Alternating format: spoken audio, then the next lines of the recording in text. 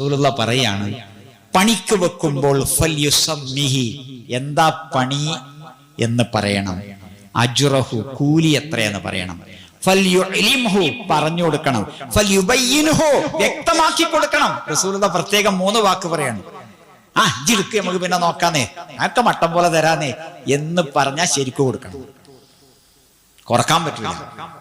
കഴിഞ്ഞിട്ട് അത്രല്ലല്ലോ അത്ര ചെയ്തിട്ടില്ലല്ലോ എന്ന് പറയുന്നതിനേക്കാളെ കൃത്യമായി പറയാം. തൊഴിലാളികളും കൃത്യമായി ഏറ്റെടുക്കണം. ഇതൊക്കെ ഇസ്ലാമിന്റെ സന്ദേശമാണ്.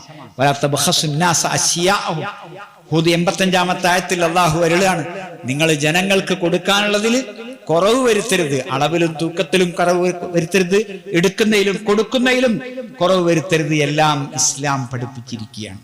അതുകൊണ്ട് നബി സല്ലല്ലാഹു അലൈഹി വസല്ലമ വേഗം കൂലി കൊടുത്ത് കാര്യങ്ങളെല്ലാം നടപ്പാക്കുമായിരുന്നു.